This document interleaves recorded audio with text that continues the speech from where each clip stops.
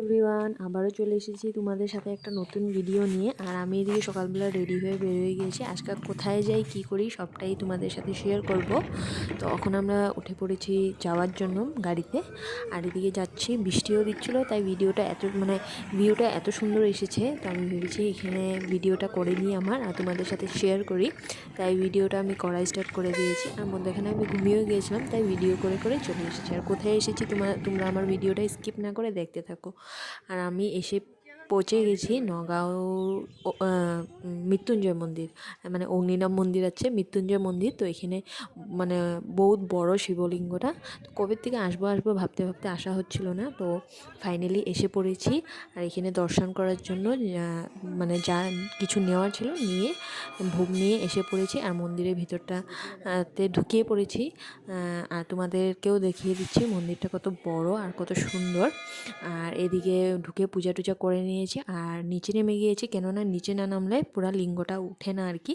সেজন্য নিচে নেমে একটু ভিডিও করে নিয়েছি। আর মনের যা কামনা ছিল, কাকে বলবো বলো, ভগবান ছাড়া তো কাউকে বলতে পারবো না, তাই ভগবানকে বলে ফিতা বেঁধে নিয়েছি। আর ফিতা বাঁধার পর এসে পড়েছি এখানে চাটাবাতি জ্বালানোর জন্য। আর এখানে চাটাবাতি জ্বলিয়ে এত ভিড় ছিল কি বলবো। আর মানে এদিকে হাওয়াও প্রচুর দিচ্ছিল, ওয়েদার একদম খারাপ ছিল। কেন ভাবিনি যে মানে এত সুন্দরভাবে এসে পূজা করে যেতে পারবো। আমি তো ভেবেছি শেষ, মানে কি বলবো, কীরকম পূজা করব, কি পূজা তো করবো, কীরকম করবো একটা চিন্তা হয়ে গিয়েছিলো। কিন্তু মন্দিরে আসার পর এত সুন্দর ওয়েদার হয়েছে কি বলবো।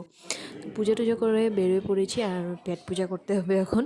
তো পেট পূজার জন্য কোথায় যাব, পুরো ভেজ খেতে হবে। তো সেইখানে আশেপাশে সব ভেজের হোটেলে ছিল। তো এখানে গিয়ে খাওয়া দাওয়া করে নিয়েছি। আর ওইখান থেকে আমরা চলে এসেছি লঙ্কাতে দিদার ঘরে। আর এদিকে এসে দেখো পুচকিটার কথা শুনো। তুমি এদিকে আসো, তোমার নামটা বলে দাও। হ্যাঁ, মালাকার।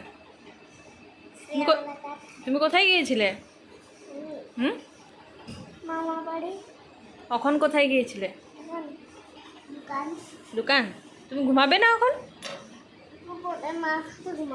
মার সাথে ঘুমাবে। আরও অবশেষে আমার ভিডিওটা কীরকম লাগলো প্লিজ জানাবে। Bye bye.